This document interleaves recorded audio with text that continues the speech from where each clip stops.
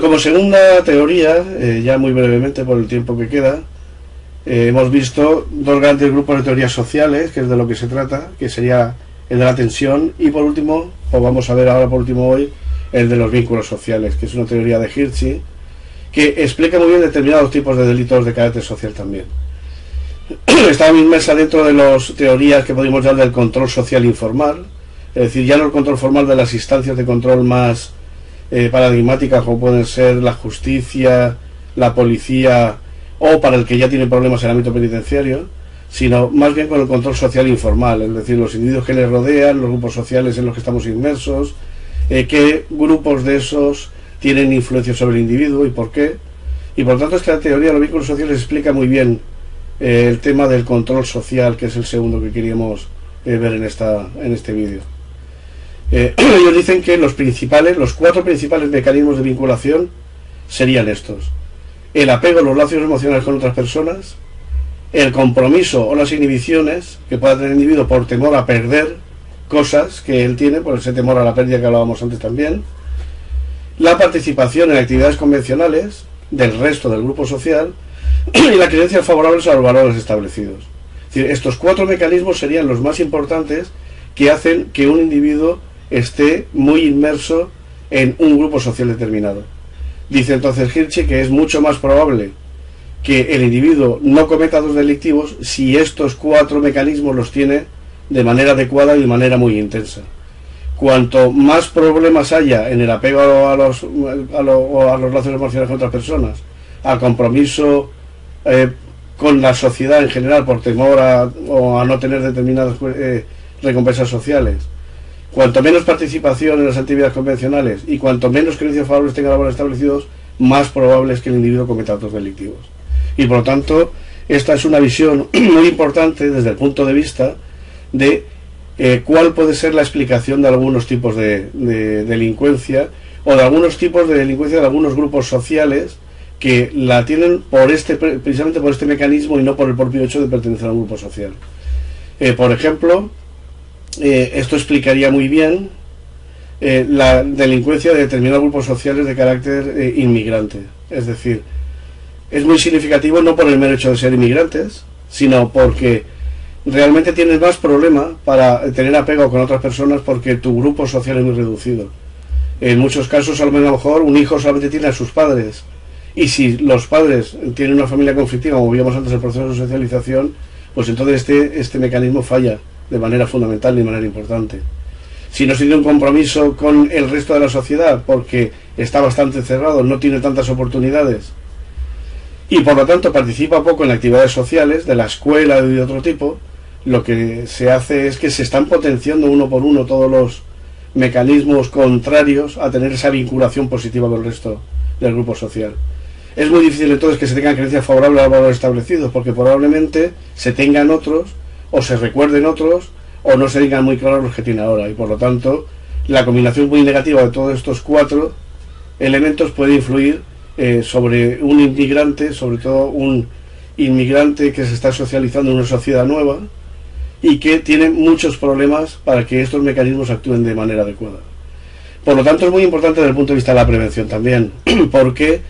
la vía de la prevención de la aparición de ese tipo de conductas desviadas, conflictivas o delictivas sería potenciar de maneras alternativas cada uno de estos mecanismos de vinculación para que el problema no se pueda producir de manera tan fácil.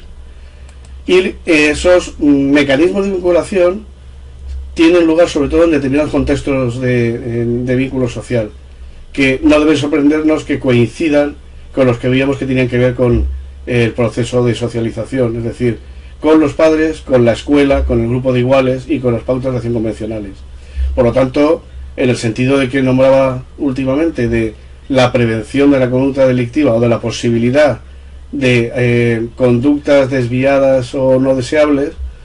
serían actuar con estos mecanismos de vinculación en estos contextos de vínculo social. Es decir, establecer iniciativas de potenciar que los padres tengan una adecuada interacción con los hijos, de que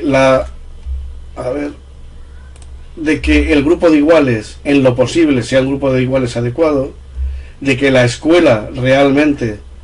tenga un efecto potenciador, no solo en la simple cuestión de socializar o de enseñar, sino también en potenciar estos mecanismos emocionales con el cuerpo social, de carácter muy social y muy emocional. Y por lo tanto, vemos muchas veces que hay iniciativas de acción convencional, como puede ser actividades deportivas, actividades educativas, que están directamente encaminadas a potenciar estos mecanismos de vinculación y por lo tanto a prevenir la conducta delictiva. Hay una, en este sentido es muy significativo, y es un cuadro con el que vamos a terminar, que es muy indicativo de un estudio de socialización que se hizo en Francia sobre jóvenes inmigrantes de segunda generación. Es decir, en España todavía tenemos pocos, pero en Francia, en Alemania, ya desde el punto de vista criminológico se está estudiando cuáles son los problemas que tienen los inmigrantes de segunda generación, es decir, los jóvenes que han nacido ya en la sociedad en la que tienen que socializarse y en la cual sus padres provienen ya de otro entorno social y geográfico distinto. ¿Qué pasa con esos jóvenes inmigrantes que han nacido aquí, pero que tienen unos padres que nacieron en otro sitio? Bueno, pues el resultado esquemático sería este, es decir, se encontró que los jóvenes franceses, que no eran delincuentes,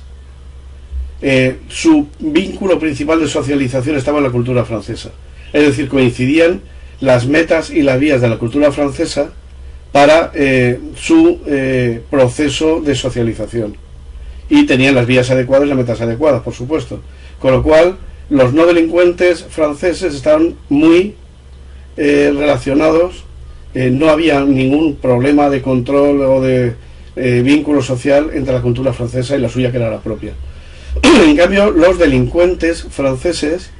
lo que tenían en este vínculo principal de socialización como cuestión más intensa, más expresiva y más importante, era que no aceptaban esa cultura francesa, o por lo menos les daba igual, y lo que había es un desapego cultural, es decir, en el más puro estilo que decíamos subcultural, de querer unas cosas y otras no, y elegir otras vías. Esta sería la pura subcultura, es decir, los franceses que están inmersos en la cultura y la quieren conseguir y tienen las vías, no tienden a tener menos delincuencia, y tienden a tener más delincuencia los que no quieren esas vías de cultura francesa. No quiere ello decir que tengan o que quieran conseguir otras vías de otra cultura distinta, sino simplemente que no tienen apego a la suya propia. Comparando esto con los inmigrantes de segunda generación magrebíes, hemos dicho, los magrebíes, entonces, que han nacido en Francia, que nacieron en Francia, pero cuyos padres ya provenían ya del Magreb, es decir, que habían nacido en el Magreb, tenían una vía distinta a esta, es decir, se notaba que en los datos de la investigación se veía mucha diferencia. Y era que los no delincuentes habían nacido y se habían socializado en la cultura islámica,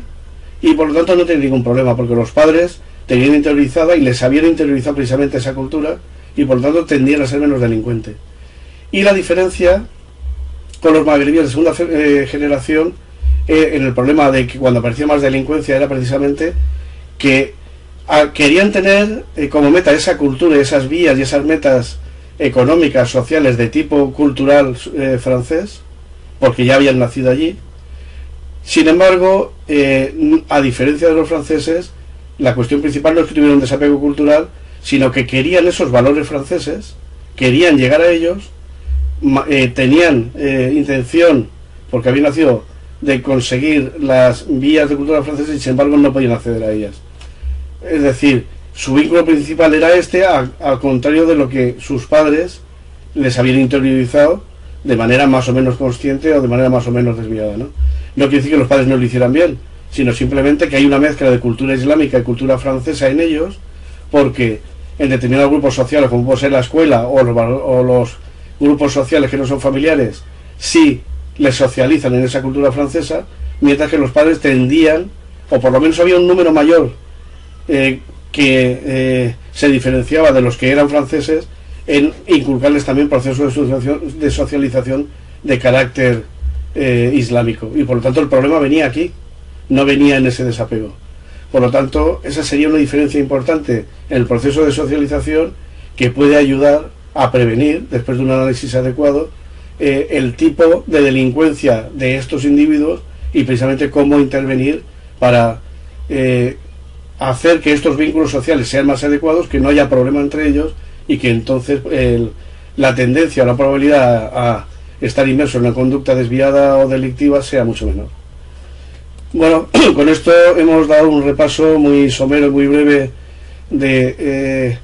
dos corrientes teórica criminológica muy relacionadas con la sociedad, como pueden ser, hemos dicho, la de la tensión por un lado, la de los vínculos sociales por otro, que hemos visto además que no solo no tienen por qué estar reñidas, sino que en muchos casos pueden ser complementarias y explicar de manera muy complementaria algunos de los problemas o las explicaciones más sociales de la inmersión en determinada cultura delictiva. Muchas gracias.